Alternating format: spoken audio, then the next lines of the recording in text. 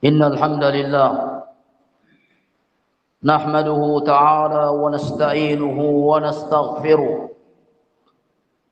ونعوذ بالله من شرور أنفسنا ومن سيئات أعمالنا.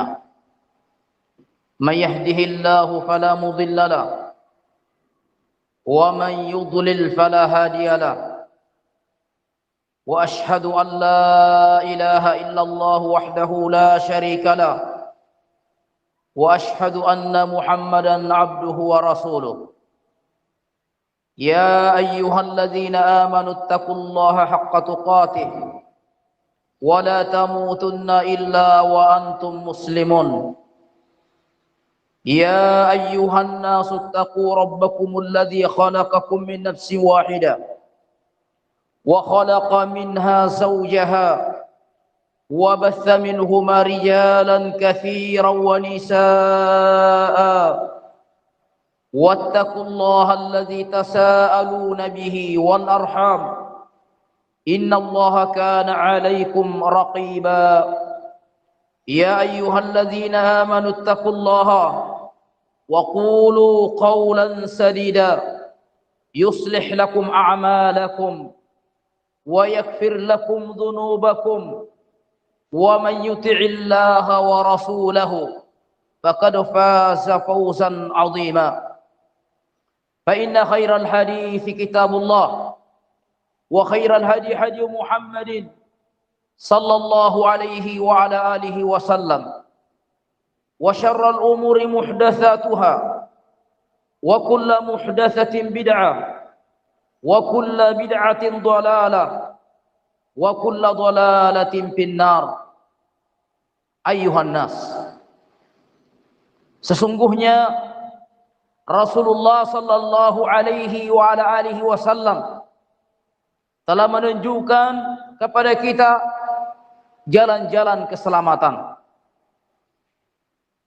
Dan adalah para sahabat dahulu, di antara mereka ada yang datang menghadap secara khusus kepada Nabi alaihi salatu wassalam untuk meminta petunjuk jalan-jalan keselamatan tersebut. Di antara para sahabat tersebut adalah Uqbah ibni Amir radhiyallahu anhu, sebagaimana datang dalam Mu'jamut Tabarani dengan sanad yang hasan, dihasankan oleh Asy-Syaikh Imam Al-Albani rahimahullah. Beliau datang bertanya, mengatakan, "Ya Rasulullah, man najah?" Wahai Rasulullah, sebutkanlah kepada kami jalan-jalan keselamatan. Man najah? Maka Nabi alaihi salatu wassalam menyebutkan kepada beliau 3 perkara. Di antara 3 perkara tersebut Nabi mengatakan, imsik alaika lisanak. Jika engkau mau selamat wahai Uqbah, yang pertama, imsik alaika lisanak. Tahan lisanmu. Tahan lisanmu. Jika engkau ingin selamat wahai manusia, tahan lisanmu untuk mengucapkan ucapan syirik, kufur. Tahan lisanmu dari mengucapkan ucapan-ucapan yang tidak diridhai oleh Allah Azza wa Jalla. Karena Nabi alaihi salatu wassalam di hadis yang lain, beliau mengatakan, innal abda la yatakallamu bil kalimati la yulqilaha balan yahwi biha fin nar, yahwi biha fi nari jahannam. Sesungguhnya seorang hamba, kata Nabi alaihi salatu wassalam, la yatakallamu bil kalimati min sakhatillah.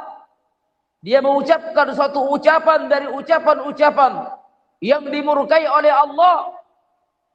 La yulqilaha balan.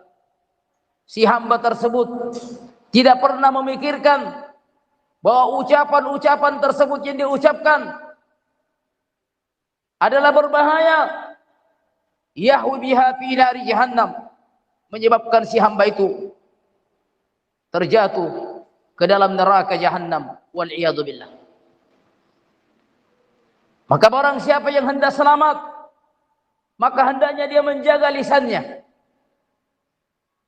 Jaga lisanmu, wahai hamba-hamba Allah Azza wa Jal, dari ucapan-ucapan kufur, ucapan syirik, ucapan-ucapan kebid'ahan.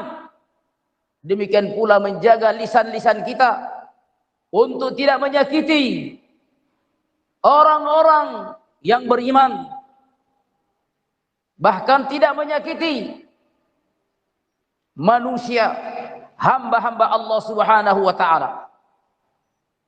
Jamaah Jumat yang dimuliakan oleh Allah Subhanahu wa taala.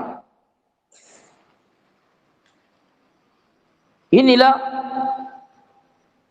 satu di antara jalan-jalan keselamatan yang ditunjukkan oleh Nabi alaihi salatu wassalam kepada Uqbah ibn Amir radhiyallahu anhu, dan ini seluruhnya untuk umat.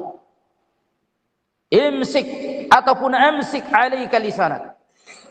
Jaga lisanmu wahai Uqbah ibn Amir radhiyallahu anhu. Kemudian yang kedua kata Nabi alaihi salatu wassalam, wal yasa'ka baituka. Jika engkau mau selamat, wal yasa'ka baituk, hendaknya engkau merasa luas dengan rumah tempat tinggalmu. Wal yasa'ka baituk, ayuhan nas, barang siapa yang hendak selamat di dunia dan di akhirat, maka hendaknya dia merasa senang dengan apa yang dia miliki, termasuk rumah tempat tinggalnya. Hendaknya dia merasa lapang, walaupun pandangan orang adalah sempit, akan tetapi ketika kita tinggal di dalamnya dengan penuh kedamaian di atas bimbingan Rasulullah sallallahu alaihi wasallam, di atas agamanya, maka seseorang akan merasa senang. Di dalamnya dibacakan Al-Quran. Nah, di dalamnya rumah tersebut ditempati berzikir. Di rumah tersebut didengarkan pelajaran-pelajaran agama. Nah, ini adalah ciri bahwa rumah tersebut adalah rumah yang lapang. Walaupun sempit, tetapi walaupun luas, bertingkat, tetapi pemiliknya tidak menjadikan rumahnya untuk ditempati ibadah. Padahal Nabi alaihi salatu wassalam mengatakan dalam hadis yang sahih bahwasanya afdalus salat salatul mar'i fi baiti illa al-maktubah. Seafdal salat adalah salatnya seseorang di rumahnya, kecuali salat yang wajib, yaitu salat 5 waktu. Ini adalah kiat-kiat dari Nabi alaihi salatu wassalam agar kita mendapatkan rumah yang kita terasa lapang, terasa luas di dalamnya. Kita jadikan sebahagian salat-salat sunnah kita di dalam rumah, salat witir, salat duha, ataupun salat-salat sunnah rawatib lainnya. Jangan sampai penghuni rumah tersebut hanya memperhatikan isinya berupa perabot-perabot, tempat-tempat duduk, sofa yang empuk, ataupun yang lainnya. Kemudian dia, keluarganya, istrinya, anak-anaknya, dia lupa untuk membacakan di dalamnya Al-Quran, ataupun ditempati sholat, ditempati berzikir. Ini yang akan memperindah rumah tersebut. Rumah yang didengar darinya suara Al-Quran, ataupun suara hadis, suara ta'lim. Jamaah Jumat yang dimuliakan oleh Allah Subhanahu wa taala, inilah yang kedua yang ditunjukkan kepada Nabi alaihi salatu wassalam kepada umat ini.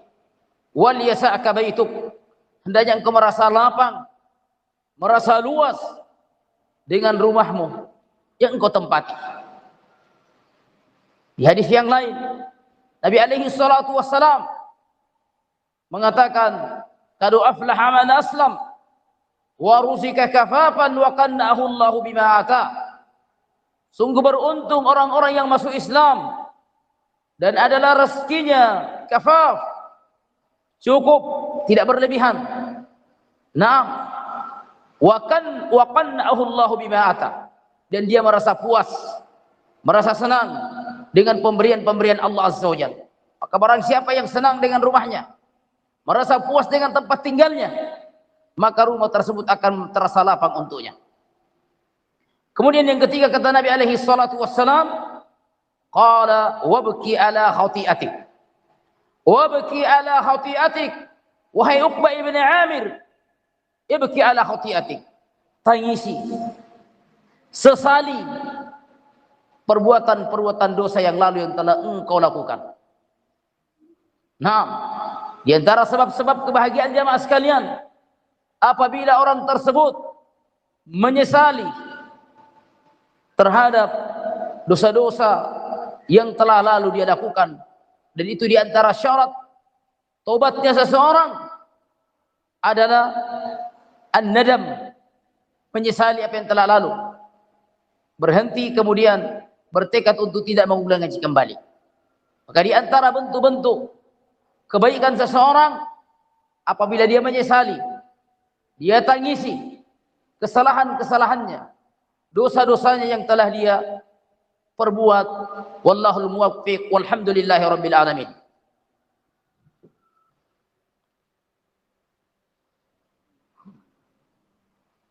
Alhamdulillah, nahmaduhu ta'ala wa nasta'inuhu wa nastaghfiruh wa na'udzu billahi min syururi anfusina wa min sayyiati a'malina. Man yahdihillahu fala mudilla lahu wa man yudlil fala hadiya lahu. Wa ashhadu an la ilaha illallah wahdahu la syarika lahu wa ashhadu anna Muhammadan abduhu wa rasuluhu, amma ba'd. Dan di antara sebab-sebab seseorang selamat setelah dia berupaya untuk menempuh cara-cara dan sebab-sebab yang dengannya dia selamat di dunia dan di akhirat. Karena orang yang beriman itu bukan hanya sebatas ingin bahagia di dunia, tetapi yang mereka inginkan bagaimana dia kelak di akhirat, bahkan di alam kubur, di alam barzakh. Demikian pula setelah hari kiamat, dia berbahagia di sana. Nah, maka di antara upaya kita untuk mendapatkan keselamatan dan kebahagiaan di dunia adalah untuk kita banyak berdoa. Oleh karena itu Nabi alaihi salatu wassalam biasa mengucapkan dalam doanya, Allahumma inni as'aluka al-afwa, Allahumma inni as'aluka al-afiyata fid dunya wal akhirah. Allahumma inni as'aluka al-afiyata fid dunya wal akhirah. Ya Allah, sesungguhnya aku memohon dan meminta kepadamu al-afiyah fid dunya, itu keselamatan di dunia dan keselamatan di akhirat. Bahkan adalah Anas radhiyallahu anhu, setiap kali beliau berdoa, beliau senang dan menutup doanya dengan Rabbana atina fid dunya hasanah wa fil akhirati hasanah wa qina adzabannar. Wahai Rabb kami, wahai Tuhan kami, berikanlah kami kebaikan di dunia dan kebaikan di akhirat, dan jagalah kami, jaga kami dari siksaan neraka-Mu. Ini adalah doa yang diajarkan oleh Nabi alaihi salatu wassalam kepada para sahabatnya, dan tentu untuk seluruh umat ini. Kemudian Anas radhiyallahu anhu senantiasa menutup doanya dengan doa ini. Beliau meminta kebaikan di dunia, al-hasanatu fid dunya. Kebaikan di dunia, kata para ulama, adalah al-ilmun nafi' wal amalus salih. Kebaikan di dunia adalah ilmu yang bermanfaat dan juga amal saleh. Wal hasanatu fil akhirah, dan hasanah, kebaikan di akhirat adalah al-jannah, adalah surga. Semoga Allah subhanahu wa ta'ala menjadikan kita termasuk dalam golongan orang-orang yang berbahagia di dunia dan di akhirat. Semoga Allah subhanahu wa ta'ala menjadikan kita dalam golongan orang-orang yang selamat di dunia dan di akhirat. Dan tentunya itu semua kita dapat raih apabila kita berupaya mencari dan menempuh jalan-jalan keselamatan, dan terus memohon kepada Allah subhanahu wa ta'ala agar kita dikokohkan di atas agamanya. Ya muqallibal qulub, tsabbit qulubana ala dinik, walhamdulillahi rabbil alamin. Allahu akbar.